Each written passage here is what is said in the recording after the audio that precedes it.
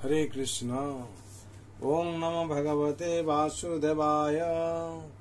ओम नमो भगवते वासुदेवाय। ओम नमो भगवते वासुदेवाय। नारायणं नमस्कृतं नरं चैव नरोत्तमं देवीं सरस्वतीं व्यासं ततो जयमुदीरये। नष्टप्रायेषु भद्रेषु नित्यं भगवत सेवया भगवते उत्तम श्लोके भक्ति भगवती नैष्टिके। कृष्णाय वासुदेवाय देवकी नंदनाय च नंद गोप कुमाराय गोविंदाय नमो नमः। हरे कृष्ण।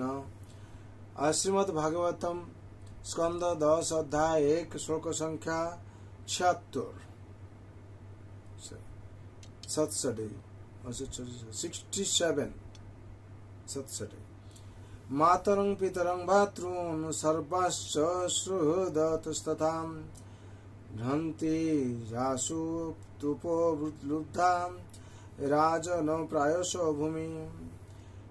शब्दर पे बोला হচ্ছে मातरम मातरम माता के, पितरम पिता के, भ्रातृम भ्रातादेर, सर्वान च एवं अन्य सकल के सुहृद बंधु तथा वो भ्रांति हत्या करे जा व्यवहारिक भावे देखा गेছে हि वस्तुतपक्षे অশ্রুতৃপ যারা তাদের ইন্দ্রিয় সুখ ভোগের জন্য অন্যদের প্রতি হিংসা করে, লুব্ধা লোভী রাজন। এই প্রকার রাজারা প্রায় সর্বদা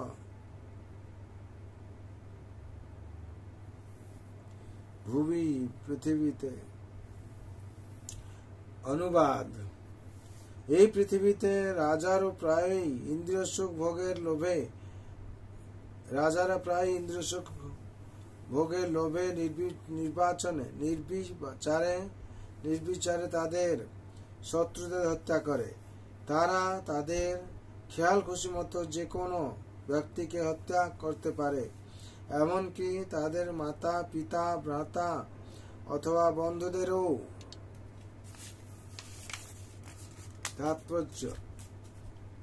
ভারতের ইতিহাসে দেখা যাচ্ছে যে औरंगजेब তার রাজনৈতিক উচ্চাকাঙ্ক্ষা চরিতার্থ করার জন্য তার ভাই এবং ভ্রাতুষ্পুত্রদের হত্যা করেছিল এবং তার পিতাকে বন্দী করেছিল। এই রকম সব দৃষ্টান্ত রয়েছে এবং কংস ছিল সেই রকমই একজন রাজা।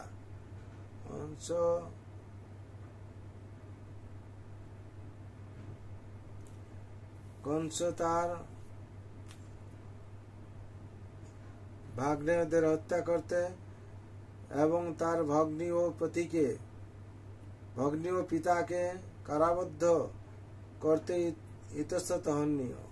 অসুরদের পক্ষে এই ধরনের কার্য মোটেই আশ্চর্যজনক নয়, কিন্তু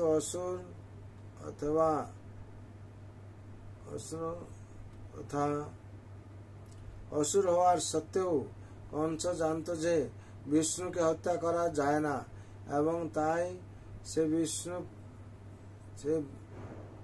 মুক্তি লাভ করেছিল।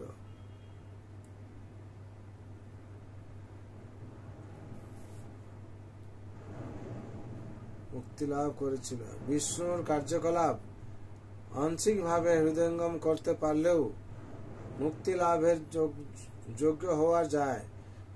শ্রীকৃষ্ণ সম্বন্ধে কংসের এইটুকু জানা ছিল যে তাকে বদ্ধ করা যায় না এবং তাই সে বিষ্ণুর শত্রু হওয়া সত্ত্বেও মুক্তি লাভ করেছিল। অতএব যে ব্যক্তি भगवद गीता आदि शास्त्रेर वर्णना अनुसारे श्रीकृष्ण के तत्व तो जानते पारेन, ওই সম্পর্কে তথাকথিত ওই সম্পর্কে তাহলে কি আর বলা যাচ্ছে?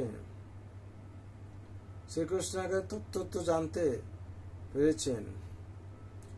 অতএব যে ব্যক্তি ভগবত গীতা আদি শাস্ত্রের বর্ণনানুসারে শ্রীকৃষ্ণকে তত্ত্ব তো জানতে পেরেছেন, তার সম্পর্কে তা হলে কি আর বলার আছে? তাই সকলের কর্তব্য ভগবত গীতা অধ্যয়ন করে শ্রীকৃষ্ণকে যথাযথ ভাবে জানা।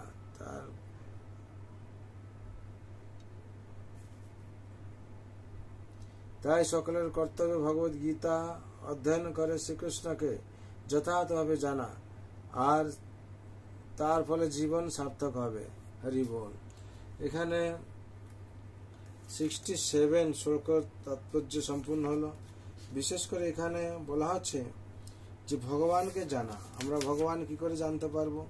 না, ভগবানের শরণে যখন নেব আমরা, ভগবান কৃপা করবেন। ভগবান কৃপা করলে কি হবে? আমরা ভগবান জানতে পারবো।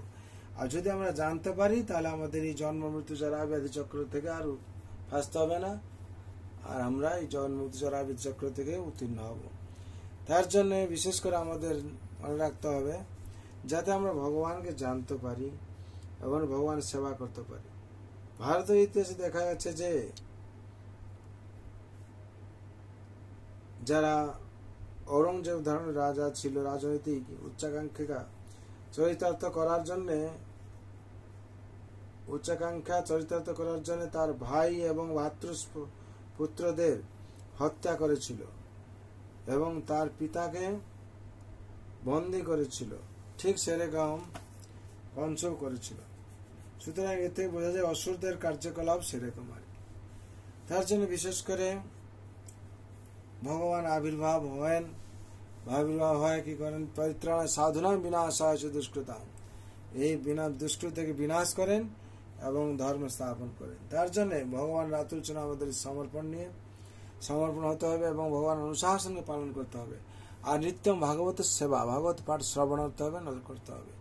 যেন তেন প্রকার আপনারা শ্রবণ করুন, নাহলে কীর্তন করুন, নাহলে যে পড়ুন। প্রত্যেক নিত্যম সেবয়া ভাগবতে উত্তম শ্লোকে ভক্তি ভগবতী নষ্টিকে পরম শাস্ত্র ভাগবত অভ্যাস করুন। অভ্যাস করার ফলে কি হবে? ভাগবতের কৃপা আমরা পেয়ে যাবো। হরি বল।